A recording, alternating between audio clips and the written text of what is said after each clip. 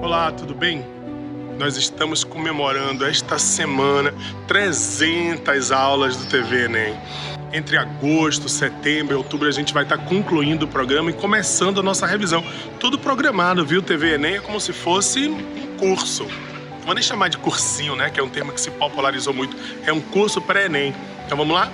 Para mais um dia de aula, TV Enem com você.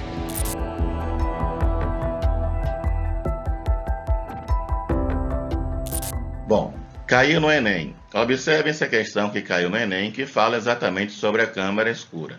E fala o seguinte: entre os anos de 1028 e 1038, Alhazen escreveu sua principal obra, o Livro da Óptica, que, com base em experimentos, explicava o funcionamento da visão e outros aspectos da óptica. Por exemplo, o funcionamento da câmara escura. O livro foi traduzido e incorporado aos conhecimentos científicos ocidentais pelos europeus. Na figura retirada dessa obra, é representada a imagem invertida de edificações em um tecido utilizado como anteparo.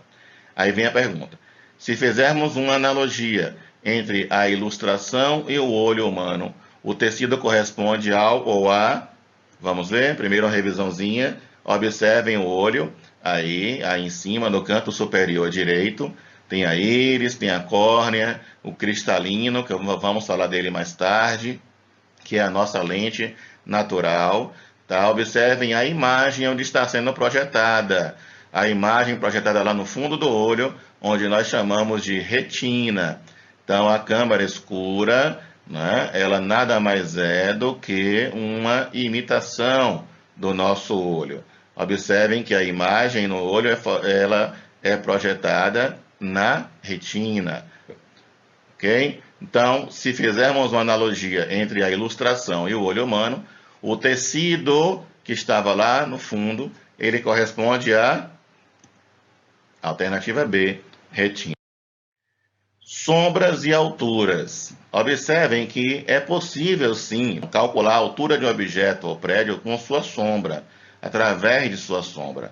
Tá? Comparando sombras. Observem a figura embaixo, que você tem triângulos semelhantes. Os raios solares, quando chegam aqui para objetos que estão próximos entre si, né, chegam praticamente paralelos entre si, os raios solares. Então, formam triângulos, embora de tamanhos diferentes, eles são triângulos semelhantes, pois os ângulos são os mesmos entre os raios e a superfície. Então, para calcular a sombra ou a altura, não importa, observem essa figura. Observem que desde os egípcios antigos que já usavam esse princípio, né, para calcular as pirâmides, para saber a altura, comprimento nas pirâmides. Eles usavam esse conhecimento técnico de geometria. Observem a figura embaixo, no canto inferior esquerdo, que tem uma pessoa e tem um prédio. Os raios solares chegam paralelos entre si e formam triângulos semelhantes. Também precisa de fórmula? Não, mas isso aqui eu coloquei aqui só para por formalidade, vamos dizer assim. Tá? Que nada mais é do que uma proporção, regra de 3, teorema de Tales, que é você trabalhar com o quê? Com comparação.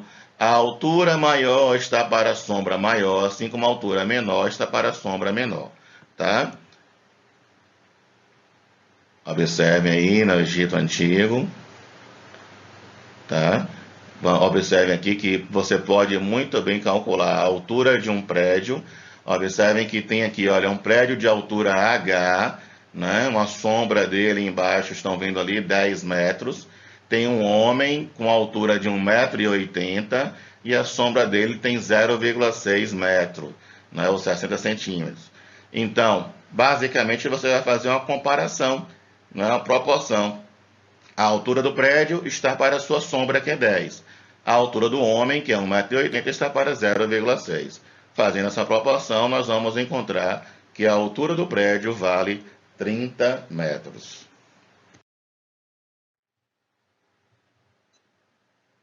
Observem aqui, sombra e penumbra, a diferença. Bom, para você calcular a sombra projetada, também, essa é uma questão que você tem uma fonte pontual, ó, à esquerda, aquele pontinho à esquerda, o O, tá? Tem um objeto opaco, né, que é o B ali na figura no canto esquerdo. Tá? Um objeto opaco pode ser uma placa, pode ser uma chapa, não importa. E tem à direita, aqui na mesma figura, mas à direita tem um anteparo onde a sombra vai ser projetada. Observem que nós temos aqui também dois triângulos, um triângulo menor, um amarelinho, e o triângulo maior. O triângulo maior é a região azul, mas a amarela. Então observem que tem dois triângulos de tamanhos diferentes, porém proporcionais entre si. Então, você vai usar a regra de 3 também, ó. A está para B, proporção.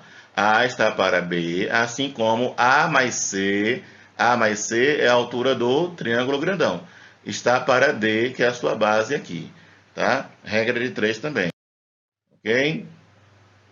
Os eclipses, observem os eclipses também, é uma evidência que a luz se propaga em linha reta. Nós temos o eclipse solar e o eclipse lunar. Observem à esquerda que o eclipse solar é quando a sombra da Lua é projetada na Terra. Observem essa região aí mais escura, corresponde à sombra da Lua, que não é tão extensa assim quando acontece o eclipse solar. É um diâmetro de mais ou menos entre 200 e 250 quilômetros, tá? Então, você tem aí a sombra da Lua sendo projetada, e quem estiver nessa região onde passa essa sombra aí, vai ver o céu escurecer, ok? É o eclipse solar. Porém, quem estiver nos arredores, um pouco para cima ou para baixo, nas laterais no caso, vai ver o eclipse parcial do Sol. No eclipse lunar é quando a Lua ela escurece, porque ela entra na sombra da Terra. Então, aqui nós vamos ver eclipse solar. Observem essa figura. A região central de sombra, né? Aqui essa região central é onde você tem o eclipse total, esse ponto aqui no meio. Em cima e embaixo, a região de penumbra, quem estiver nessa região, morando aí, vai ver eclipse parcial do Sol. Observem as figuras embaixo. Agora observem que na Terra, a Lua ela está do lado esquerdo da Terra, não é? Então, quem está desse lado da Terra aqui, no lado esquerdo da Terra, é dia. Então, antes do eclipse solar, obviamente, é dia. Então, qual é a fase da Lua que você vê a Lua de dia? É a Lua nova, tá? Não esqueçam disso. O eclipse solar ele ocorre na fase de Lua nova.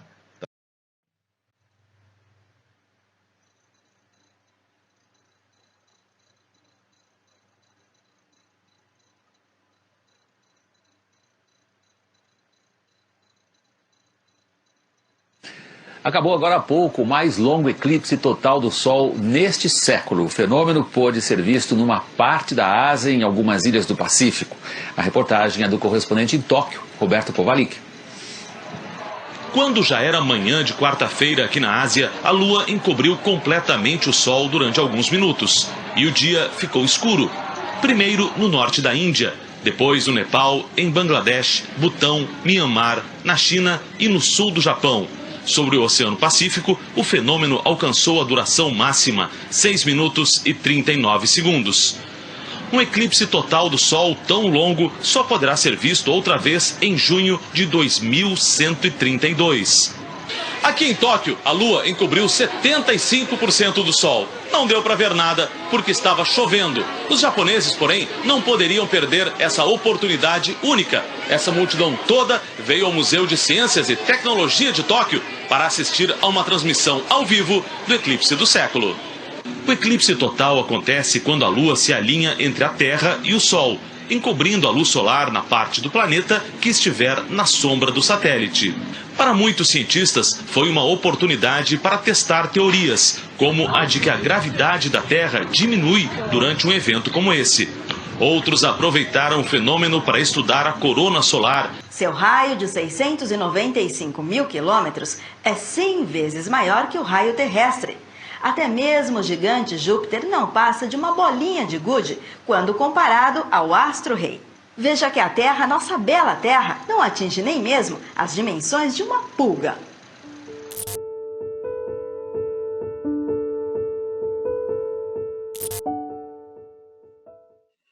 Olá, minhas queridas e meus queridos.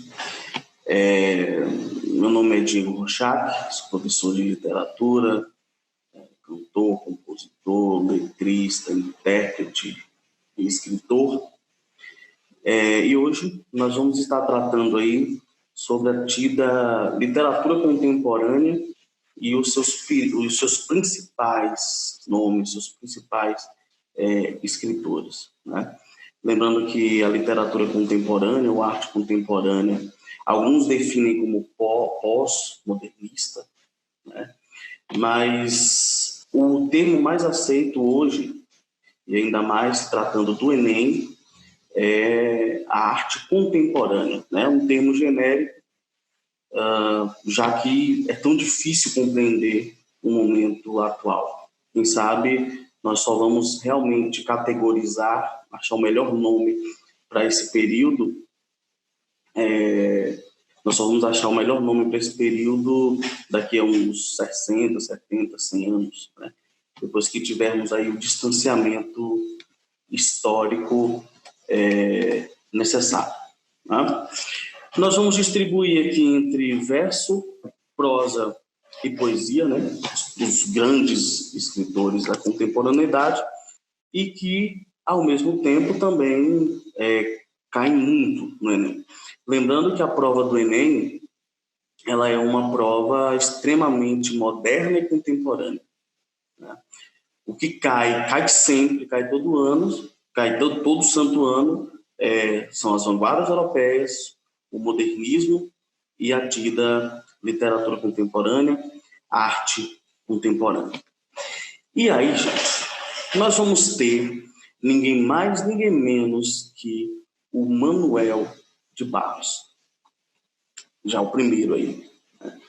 O Manuel de Barros, ele é um gênio, e o Enem pode utilizá-lo, né, dialogando com a época lá dos gêneros literários, dos gêneros literários, né, do gênero lírico, lá nos clássicos, que é a época que vai exaltar,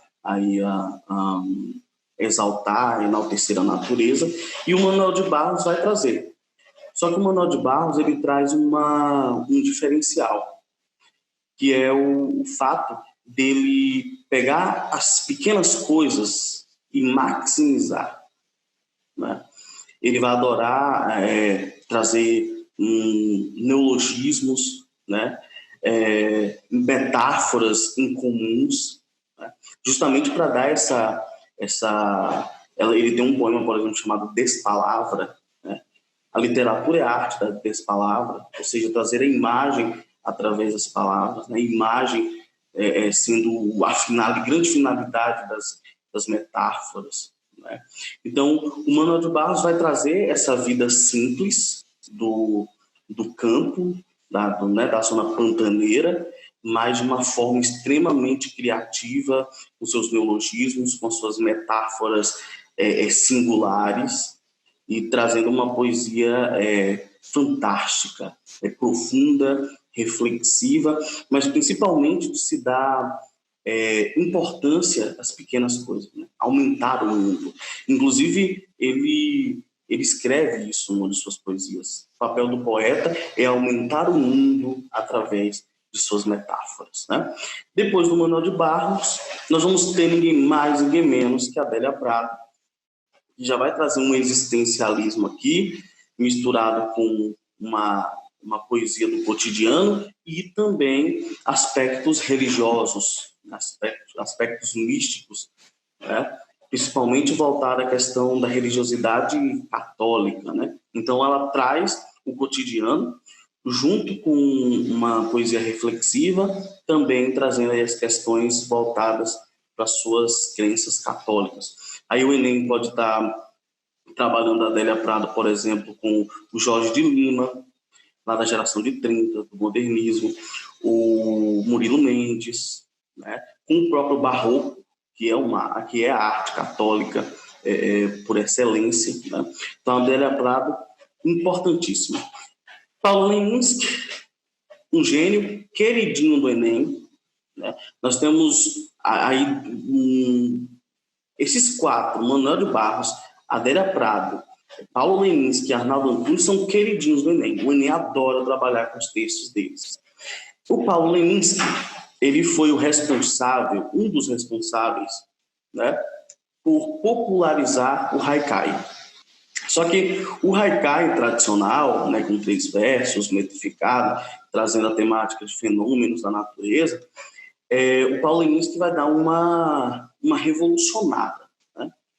Porque ele vai trazer temáticas sociais, políticas, metafísicas, existencialistas, filosóficas da sua poesia, né? E nem sempre respeitando a questão da musicalidade, do ritmo, da métrica e nem da questão da rima, né? Então, o Paulo Leminski, ele dá uma repaginada no haikai, nos poemas curtos, né? E trazendo as suas sacadas líricas, né? Em textos curtos e certeiros. Tá? Muito bem. Paulo Leminski, de um lado, que também trabalhou com composição, trabalhou na música. Arnaldo Antunes, grande poeta, grande compositor, letrista. O Arnaldo Antunes aqui, ele entra dialogando fortemente com os concretistas. Ele, num afã de humildade, ele diz que não é concretista, mas que exalta os concretistas e que os vê como uma grande referência. Então, ele traz um neoconcretismo, né, na sua arte, trabalhando com a sonoridade, com a imagem das palavras, com a formação das palavras. Então, Arnaldo Antunes, importantíssimo.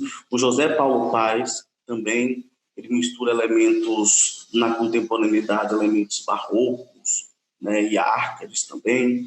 O Afonso Ávila, também muito, muito importante. Glauco Matoso, trazendo aí uma grande criticidade, mordaz, sagaz.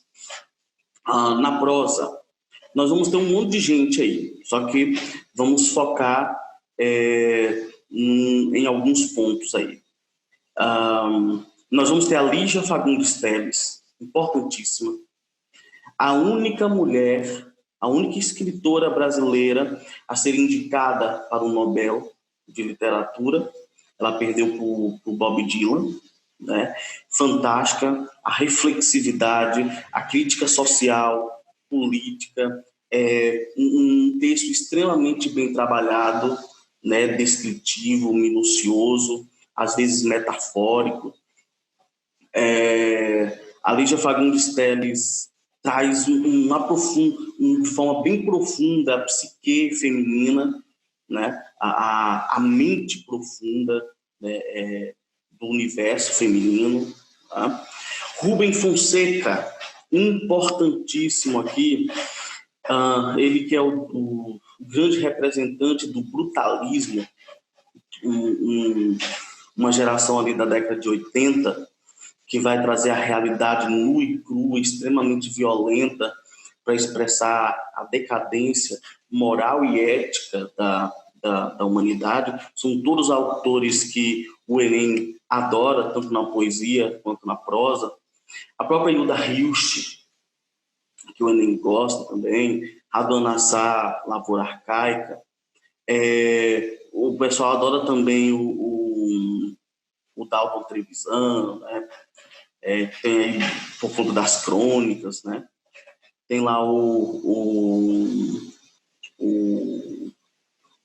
Fernando Veríssimo, que o Enem adora trabalhar também. O Caio Fernando Abreu, né? Que vai trazer a temática claro, o termo é nosso, né, contemporâneo, dos anos para cá, mas vai falar, por exemplo, da LGBTfobia na década de 80, da perseguição que os homens gays sofriam, que ele mesmo sofreu.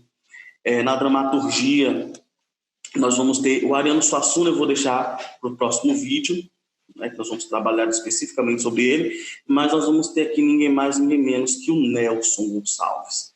Ele que eu considero o Machado de Assis da dramaturgia, porque ele pega o Rio de Janeiro, elementos, personagens cínicos, que não se importam de serem mesquinhos, egocêntricos, narcisistas, mostrando justamente a decadência moral e ética dentro da sociedade carioca, né, principalmente da burguesia carioca. Então, o Nelson Rodrigues, ele é praticamente um Machado de Assis da dramaturgia brasileira. Certinho? É isso. Aguardem as cenas dos próximos capítulos, ou melhor, das próximas aulas. E é isso. Até a próxima. Grande abraço.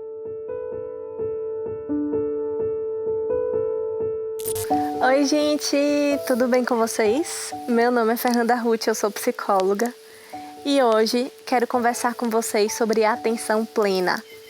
O que significa atenção plena? É um convite para que a gente possa estar atenta, de propósito, àquilo que a gente está vivendo na nossa vida agora. Então eu tô aqui, nesse momento, fazendo esse vídeo para vocês, e que nesse momento eu esteja atenta a vocês e ao conteúdo que eu quero passar para vocês. Independente do que me acontece à minha volta. Isso é atenção plena. É esse convite intencional, sem julgamentos, em relação a gente parar um pouquinho com essa mania de querer prestar atenção em diversas coisas ao mesmo tempo e se convidar a prestar atenção com muita gentileza, com muito cuidado, àquilo que a gente está vivendo agora. Então, vai conversar com sua mãe, com sua tia, com sua prima. Ouça, escute, preste atenção naquilo que elas querem compartilhar. E depois, né, possa colocar o que você acha, né, a sua opinião. Isso é atenção plena. Parece um desafio, né, porque a gente vive uma sociedade que nos incentiva a fazer várias coisas ao mesmo tempo. Mas, na realidade, isso se chama autorregulação da atenção. E isso, por incrível que pareça, é uma habilidade que todos nós, seres humanos, temos.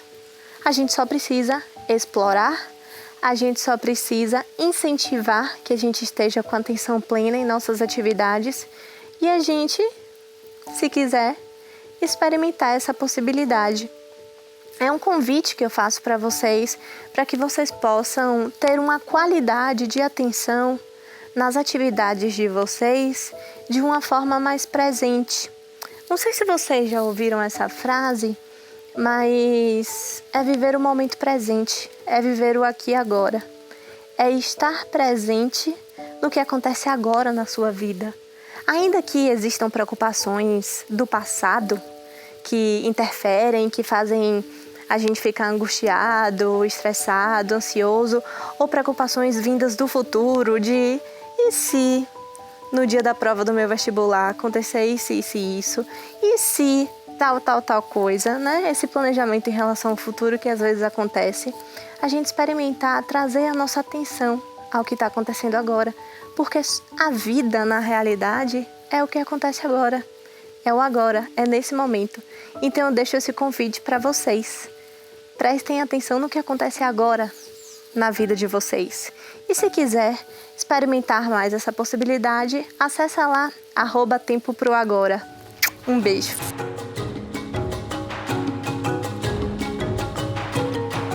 Olá, tudo jóia? Veja só, falamos em aulas anteriores sobre a dimensão do agronegócio brasileiro, um aspecto extremamente positivo para a nossa economia, mas que infelizmente é marcado por entraves importantes. Um deles é o chamado custo Brasil, ou seja, os custos que nós temos, que são inclusive extremamente elevados por falta de organização e planejamento, para que a gente possa produzir, para que a gente possa transportar, para que a gente possa exportar esse produto, esses produtos oriundos do agronegócio brasileiro. Um dos maiores exemplos relacionados à questão do custo Brasil e que acaba sendo extremamente prejudicial para as nossas exportações, o que acaba fazendo com que a gente tenha muita desigualdade na concorrência com outros países, como no caso da soja, que os americanos exportam e nós também exportamos, é a questão da logística, ou seja, a questão especificamente do transporte. Nossas ferrovias, praticamente inexistentes, em alguns casos, quando elas estão disponíveis, elas são semelhantes a, por exemplo, a ferrovia dos americanos do século XIX, né? As nossas estradas são semelhantes a deles a de 70 anos atrás, 50 anos atrás. Isso não é um exagero, é uma referência, inclusive, base de estudo no Brasil para a estruturação de logística, de transporte mais útil para que a gente possa exportar. Os nossos portos também são um outro problema muito sério. Não temos sequer a capacidade de fazer o famoso transporte de cabotagem, que é de costa a costa, de porto a porto, porque os nossos portos malmente atendem à demanda de exportação e de importação. Então fiquem atentos que, além de uma questão importante que a gente falou em aulas anteriores, né, que está relacionada à má distribuição de terra, você tem a questão da logística, Outra coisa que é de atualidade fundamental sobre a questão da agropecuária brasileira, esse termo que vocês estão vendo aí, mapitoba, que também pode aparecer com a ordem diferente, matopiba. Isso, na verdade, é a união das siglas de alguns estados brasileiros. MA de Maranhão, PI de Piauí, TO de Tocantins e BA de Bahia. Atenção, porque essa região que vocês estão vendo aí no mapa é a região onde o agronegócio percentualmente mais cresce no Brasil. Cuidado para você não pensar que é o lugar onde o agronegócio hoje tem a sua maior circulação financeira. Não, não é. Ainda é a região centro-oeste, que é a grande fronteira agrícola do país. Mas essa região, que integra estados da região norte e da região nordeste, é a região onde o agronegócio mais cresce. É uma extensão importante ainda do cerrado, tanto de solo quanto de clima, mas que, devido ao custo baixo da terra, do espaço rural disponível, acabou virando foco de investimento de grandes empresas e também empresários do setor do agronegócio. Essa região vai envolver, e aqui está sinalizado com municípios específicos, vocês vão ter isso disponível de uma maneira mais clara no material que vocês podem pegar aqui no site, né? O município de Araguaiana, aqui no estado de Tocantins, o município de Balsas, no Maranhão, o município de Uruçuí, no Piauí, e o município de Luiz Eduardo Magalhães, na Bahia, no extremo oeste da Bahia. Existem outros municípios que também se destacam aqui na Bahia, como Barreiras e como um município chamado de Formosa do Rio Preto, que é um dos municípios hoje onde o agronegócio mais cresce em nosso estado. Perceba que a maior parte do Matopiba fica entre Piauí e Bahia, mas no caso da Bahia a produção é maior. Quais são os principais produtos dessa região? Soja, que é o carro-chefe, mas também tem algodão, milho e feijão. Feijão é uma leguminosa que acaba sendo importante para o solo dessa região. Soja, quando é cultivada, retira muito nitrogênio do solo e o cultivo de uma leguminosa devolve naturalmente esse nitrogênio. Então isso é uma forma inteligente de recuperar o solo, porque o feijão vira renda para que ele seja também vendido e o feijão ele acaba tendo aí uma importância grande no mercado interno brasileiro. Lembrando que a soja é uma commodity, é um produto voltado para exportação. Bom, dentro dessa questão de produção, eu sinalizei aqui alguns desses principais produtos de exportação que o nosso país tem e as regiões onde mais se destacam. A soja seria o basicamente principal produto de commodity agrícola voltado para exportação que nós temos em nosso país. Se desenvolve bastante na região centro-oeste. Os estados do sul também são grandes produtores, só que o preço do espaço dessa região encareceu muito, levando alguns agricultores a avançar em direção ao centro-oeste. A soja também já está chegando no sul da Amazônia, que contribui muito para desmatamento dessa região, o famoso arco do desflorestamento. E está chegando muito forte na região Nordeste, que é a região do Mapitoba. A produção de milho também significativa, atingindo vários estados do Sul. O milho é um alimento tradicional do nordestino, só que o Nordeste não é uma região tradicionalmente grande produtora de milho. Tem uma produção voltada mais para a subsistência, mas como commodity, voltada para exportação, por exemplo, você vai ver essa produção mais forte no Sul, Sudeste e parte do Centro-Oeste. A produção de arroz é muito forte na região sul do país. Temos um consumo muito grande de arroz em nosso território, tanto que a gente precisa importar esse arroz. Mas a região sul, uma região que tem uma umidade bastante, digamos assim, contínua durante o ano, na análise da chuva que acontece na região sul, você tem essas chuvas, essas precipitações muito semelhantes em todos os meses, isso ajuda no cultivo do arroz nessa região. O café tem crescido bastante no interior do Nordeste, especificamente na Bahia, na região da Chapada Diamantina, mas os estados de São Paulo, Minas Gerais e Paraná acabam tendo destaque maior. Cana-de-açúcar, tradicionalmente foi cultivada na região Nordeste, na verdade, e do início da nossa colonização, a cana-de-açúcar teve um papel importantíssimo na região Nordeste, mas hoje o maior estado produtor de cana-de-açúcar é o estado de São Paulo, especificamente a região de Ribeirão Preto, que tem uma produção muito elevada. E laranja, que também é um produto importante para a nossa exportação. Basicamente produzimos a laranja voltada para o mercado americano, o mercado estadunidense. O destaque fica para o estado de São Paulo.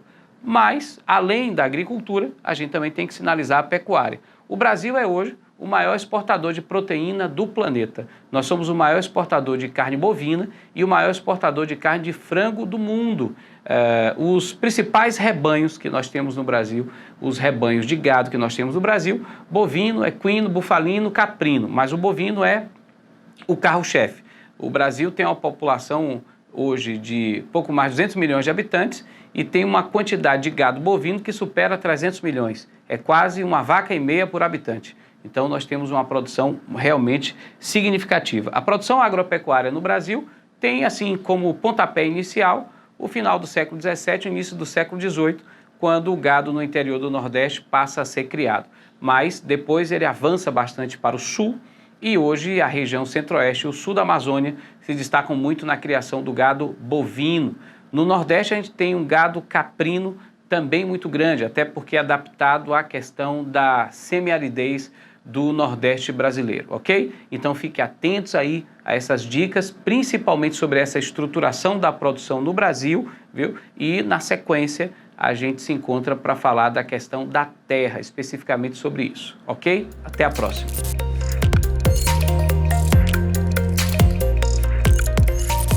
Olá galera, professor Denis Denil, professor de matemática. Vocês vão ver que matemática com Denil é facinho. Vem à frente, vamos resolver algumas questões do Enem sobre função quadrada, questão fácil. Questão Enem de 2013. Ele fala o seguinte: a parte interior de uma taça foi gerada pela rotação de uma parábola em torno de um eixo Z, conforme mostra a figura. A função real que expressa a parábola no plano cartesiano da figura é dada pela lei. Está aqui a lei à frente, onde C é a medida da altura do líquido contida na taça, em centímetros. Sabe-se que o ponto V na figura representa o vértice da parábola, localizado sobre o eixo X. Nessas condições, a altura do líquido contido na taça em centímetros é. Ele quer a quantidade, ele quer a altura do líquido contido. Se você observar, aqui é o ponto C, isso aqui à frente é uma parábola. E essa parábola à frente, ela toca aqui ao vértice e ela intercepta o eixo X em um único ponto. Logo, se a parábola intercepta o eixo X num único ponto, é porque x uma linha é igual a x duas linhas. Logo, delta é igual a zero. Então você vai fazer assim, friends, acabou a questão. Delta igual a zero. E para calcular delta, você usa a fórmula. Qual é a fórmula? B ao quadrado menos 4AC igual a zero. Que delícia! Vá, como é que eu encontro B, A e C? São os coeficientes da função aqui à frente. A é 3 meios, B é menos 6 e C é o próprio C. Então B menos 6 vai ficar menos 6 ao quadrado menos 4 vezes A, que é 3 meios, vezes C igual a zero. Aí, frente, base negativa expoente par, resultado positivo, dá 36, menos 6 ao quadrado. Aqui você pode cancelar ou você pode fazer 4 vezes 3, 12, dividido por 2, 6 vezes C, 6C. Então, menos 6C é igual a 0. Logo, passando 6C para cá, vai ficar 36, é igual a 6C. Logo, friends, tira o valor de C. C é igual a 36 dividido por 6. Logo, C é igual a quanto, friends? 6. Então, esse C vale 6. Aqui é como se fosse a origem de 0 para 6. Você tem altura de 6. Logo, a resposta é letra E. Olha que questão fácil, friends. Você não pode perder uma questão dessa. Vamos ver a próxima questão aqui, friends. Preste bem atenção. Fique ligado. Deixa eu apagar aqui para você. Olha, essa daqui foi a questão de 2016. Uma das questões mais bonitas que eu já vi no Enem. Preste bem atenção. Muito legal essa questão, viu, friends? Observe aqui, com o dedinho, para você aprender e matar no Enem. Um túnel deve ser lacrado com uma tampa de concreto. A secção transversal do túnel e a tampa de concreto tem contornos de um arco de parábola e mesmas dimensões. Para determinar o custo da obra, o engenheiro deve calcular a área sobre o arco parabólico em questão. O cara olha uma questão dessa e diz: meu Deus, eu digo, calma, Denil está aqui, Denil vai resolver seus problemas. Usando o eixo horizontal no nível do chão e o eixo de simetria da parábola como eixo vertical. Obteve a seguinte equação da parábola, friends: y é igual a 9 menos x ao quadrado, sendo x e y medidos em metros. Sabe-se que a área sobre a parábola, como esta, é igual a 2/3 da área do retângulo, cujas dimensões são, respectivamente, iguais à base e à altura da entrada do túnel. Qual é a área da parte frontal, friends, da tampa de concreto em metro quadrado? Friends, uma questão fácil. Primeira coisa que você tem que saber é onde a sua parábola vai interceptar o eixo x. Se ele me deu a função, basta eu fazer o quê? O y igual a 0. Então eu vou pegar a minha função, que é y é igual a 9 menos x ao quadrado, friends, e vou pegar ela e vou igualar a 0. Igualei a 0, jogo o x ao quadrado para cá, vai ficar 9 é igual a x ao quadrado, logo x ao quadrado é igual a 9, posso dizer que x é igual a mais ou menos a raiz quadrada de 9. Logo, friends, x é igual a mais ou menos 3. Logo, vou fazer a figurazinha aqui, friends. Que coisa linda, aqui o eixo y e aqui, friends, o eixo x. Logo, a minha parábola vai interceptar o eixo x em 2 pontos. Aqui, menos 3, e vou botar aqui, mais 3. Porém, na minha função, ele me dá 9. 9 é onde a minha parábola vai interceptar, friends, o eixo y. Lembra o termo independente C, 9? Então aqui, nada mais é do que 9. Como A é negativo, a parábola tem a concavidade voltada para onde, para baixo, friends. Então a minha parábola é assim, Pá, beleza. Ele diz o quê? Bom, a área da parte frontal da tampa de concreto é em metro, mas ele diz que é o quê? 2/3 da área do retângulo. Denil, como é que eu vou encontrar o retângulo aí, Preste bem atenção, é um túnel, friends. Que coisa linda. Pra cá, friends. Aqui, friends, formando a entrada do túnel, friends. Que coisa linda. E ele quer saber a área frontal. A área frontal, friends, nada mais é do que essa parte aqui, Ora, Denil, como é que eu calculo essa área frontal? A área frontal, ele diz que é o quê? 2/3 da área do retângulo, da área do retângulo. Como é que eu descubro essa área desse retângulo? Fácil. De menos 3 para 3, eu tenho que distância? É mesmo, Denil. Eu tenho uma distância 6. Aqui é o 0. De 0 para 9, eu tenho que distância? 9. Então, se aqui é 9, aqui também é 9. Acabou. Então, a base é 6 e a altura é 9. Então, a área do retângulo é base vezes altura. 6 vezes 9, 54. Então, a área frontal é 2/3 vezes a área do retângulo. 2/3 de 54. 54 por 3 dá 18. E multiplique 18 vezes 2.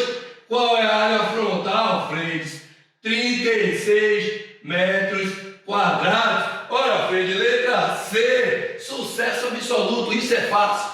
Olha, Freire, é muito importante você entender uma musiquinha que eu gosto muito de trabalhar. Preste atenção. A música é chamada do rap da função quadrática. E eu quero que você se ligue. Ó, ela fica assim, ó. Preste bem atenção. Deixa eu apagar para você aqui, ó.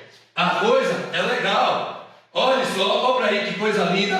É o rap. Se ligue. Ele fala de algumas coisas importantes para a gente. Olê, olá, o Deninho chegou e o bicho vai pegar. Eu quero ver abalar. Menos B sobre 2A, ó. Menos B sobre 2A. Isso é o quê? Ó, frente, X do vértice. Já menos delta desce 4A. Menos delta sobre 4A. Isso aqui, ó, frente, é Y do vértice. Então se ligue. Isso aqui, ó, nada mais é, ó, guarda no coração, é o vértice da parábola. Parábola no gráfico é o gráfico de uma função de segundo grau. Ele diz: se A é positivo, alegria na cabeça. A é positivo, ó, a concavidade é voltada para cima, logo alegria. Se A é negativo, tô tristinho, ó, A é menor do que zero, concavidade voltada para baixo, eu tô tristinho. Ele diz: parábola Y mostra esse Czão. O vértice é a alma da palma da mão, mostrando o máximo e o mínimo com certeza. Ó, se a função é assim, esse ponto aqui, ó, é de mínimo, certo? E se a função é assim, ó, esse ponto aqui é de quê? Máximo. Ó, e aqui, frente, é mínimo. Aí ele diz, mostrando o máximo e o mínimo com certeza. Essa matemática com Deninho é uma moleza. Olê, olá, o Deninho chegou e o bicho vai pegar. Eu quero ver abalar.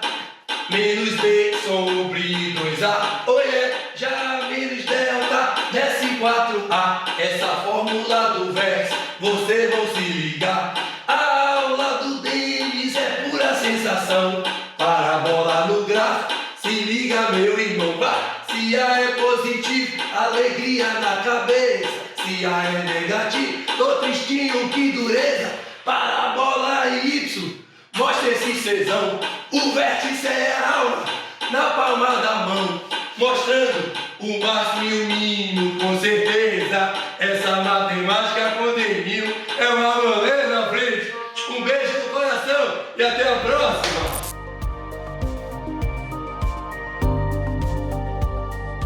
Olá, eu sou Carol Silveira, professora de redação, e a nossa aula de hoje é sobre estrutura sintática. Na verdade, mais precisamente sobre ordem sintática das orações. Aí você me pergunta, Carol, esse conteúdo não é gramatical? Por que a gente está falando disso na aula de redação? Pois é, na verdade, você deve lembrar que a sua redação no Enem é avaliada em 5 competências. E dentre essas 5 competências, existem 2 que são exclusivamente gramaticais. Quando eu digo gramaticais, é porque demandam conhecimento lexical, ou seja, de vocabulário, conhecimento coesivo, repertório de conectores, a conexão entre as ideias, elementos que são necessários para estabelecer a conexão, o sentido, a coerência, o entendimento do seu texto, da sua argumentação e das ideias que você emprega em cada parágrafo. Ou seja, redação é uma disciplina difícil porque é muito complexa, tá? Mas quando eu digo difícil é porque você precisa se atentar a alguns detalhes, não que seja impossível de ser aprendida. Prova disso é que é sim possível você tirar uma nota boa, eu acredito que você vai conseguir isso e com certeza com todas as dicas que vocês estão acompanhando aqui na TV Enem, vocês vão ficar craques na escrita da dissertação argumentativa para Enem e para vestibulares, tá? Mas vamos lá. Quando eu falo de estrutura e ordem sintática, eu preciso pensar em 2 questões. Primeiro, todas as línguas existem, ou melhor, se pautam, se constroem através de estruturas sintáticas. Como assim? Bom, aqui na língua portuguesa, que é a nossa língua oficial no Brasil, nós utilizamos uma ordem chamada de SVO. O que é SVO? Sujeito, verbo e objeto. Ou seja, se eu digo Carol ensinou redação, Carol é sujeito, ensinou o verbo transitivo. Quem ensina alguma coisa, então nesse caso é um verbo transitivo direto. Logo, redação é o meu objeto direto, tudo bem? A ordem direta é sujeito, verbo e objeto. Porém, existem termos adicionais, que são aqueles que nós chamamos de adjuntos, que podem ser adnominais ou adverbiais. No caso de redação, é muito comum a gente utilizar adjuntos adverbiais. Por quê? Porque os temas que são problemas sociais normalmente se pautam em lugar. Então, quando eu digo a persistência da violência contra a mulher no Brasil é meu adjunto adverbial de lugar. Se eu digo a questão das fake news no século XXI, é meu adjunto adverbial de tempo. Ou seja, normalmente o tema tem um recorte adverbial, seja no sentido temporal, seja no sentido de lugar, tudo bem? Esses adjuntos, eles se juntam à minha oração para dar sentido, no sentido de especificar, tudo bem? Especificar quanto a alguma característica, se for um adjunto adnominal, que tem a função de um adjetivo, ou especificar quanto a tempo, lugar, modo, dentre todas as funções que existem quando o assunto é advérbio. Mas vamos lá para você entender direitinho. Se eu digo Carol ensinou redação, eu já completei o sentido básico da minha oração, sujeito, verbo, objeto. Mas se eu digo Carol ensinou redação hoje, esse hoje que vem no final da minha oração é um adjunto adverbial de tempo. E esse adjunto adverbial de tempo tem um lugar específico. Então eu quero que você entenda que os adjuntos, de acordo com a ordem direta, sintática de cada oração, devem estar no final. Então eu digo, Carol ensinou redação hoje, tudo bem? Isso é uma estrutura simples, essa é a ordem direta das orações. Porém, eu posso deslocar o meu adjunto. E é aí que está a dica, porque isso dá um charme no seu texto.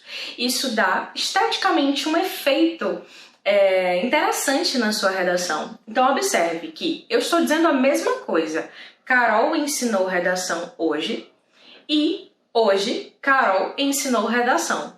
Mas esse hoje, que é o adjunto que deveria estar lá no final da minha oração, quando é deslocado, ele dá um efeito de pausa sintática. E é por isso que demanda a utilização da vírgula, tá? Então eu devo dizer hoje, vírgula, Carol ensinou redação. Essa vírgula não é obrigatória, mas normalmente a gente coloca para poder dar uma ênfase, destacar o adjunto. Então percebam, em se tratando de redação, se eu digo o Brasil sofre com muitas questões sociais atualmente, eu posso dizer, atualmente o Brasil sofre com muitas questões sociais. Quando eu faço isso, eu estou trocando, eu estou mudando, eu estou alterando a ordem sintática da minha oração. Carol, eu ganho mais ponto por isso? Bom, essa pergunta é uma pergunta difícil e normalmente é muito comum que o aluno faça, porque quando se trata de uma estrutura um pouco mais complexa, você avalia, bom, se isso vai me dar mais ponto, ok, vou tentar fazer, vou treinar e essa dica funciona, mas se não vai me dar mais ponto, eu não vou colocar. Bom, em redação, nada é avaliado no seu texto de maneira tão objetiva assim, se você usar uma vez, X pontos, 2 vezes, tal pontuação. Não é bem assim. Mas o que a gente percebe é que quando o aluno escreve com uma ordem sintática um pouco mais elaborada, automaticamente, com o montante de períodos, né, de oração que ele vai construir, ele vai conseguir uma oração um pouco mais complexa e assim ele consegue um texto mais elaborado, né, um texto mais complexo também. Então é interessante que você tente fazer esse jogo dos deslocamentos, tá certo? Então, tanto você pode deslocar o adjunto para o início da oração, tá? Então, eu posso dizer, hoje Carol ensinou redação, como eu posso fazer, Carol, hoje, ensinou redação. Essas estruturas mais elaboradas que divergem daquela ordem direta que a gente viu no início da aula, são estruturas mais elaboradas que dão esteticamente mais efeito no seu texto. Porém, preciso fazer uma observação antes da gente encerrar essa aula, te dizer que é fundamental que você revise a utilização de vírgulas, tá? Para que eu utilizo vírgulas de deslocamento, por quê? De nada adianta você deslocar esse adjunto e não saber empregar corretamente, de acordo com a norma padrão, essa vírgula. Porque aí você vai, se destacar na competência 4, mas vai perder ponto na competência 1, que é aquela que avalia a sua norma padrão. Tudo bem? Então, só para fixar, o que nós vimos nessa aula? Existe uma ordem direta. Essa ordem é a ordem que a gente utiliza para escrever a maioria das nossas ideias, porém, esteticamente, no Enem, e para transformar o seu texto em mais complexo, você pode alterar a ordem. E para isso, é preciso revisar o conteúdo de utilização de vírgulas, que sim, é um conteúdo bem gramatical. Então, não deixe de revisar isso, porque você vai transformar o seu texto em um texto mais elaborado, com ideias deslocadas, cheios de adjuntos, adnominais e adverbiais, tá bom? Espero ter te ajudado e até a próxima aula. É muito importante que você pense no TV Enem como seu curso seriado. Como se você estivesse sentando na sala de aula e acompanhando o curso progressivamente. Dessa forma, com certeza, você vai alcançar o sucesso que você espera. Continue acompanhando a gente na TV aberta, na TV a cabo, na nossa plataforma tvenem.com.br. Nós estamos no Instagram, @TVEnem, siga a gente lá. E no YouTube, é só você procurar o canal do Escritório do Pensamento. Vamos nessa, moçada. Temos um grande desafio pela frente. Paz e luz para você e até a próxima aula.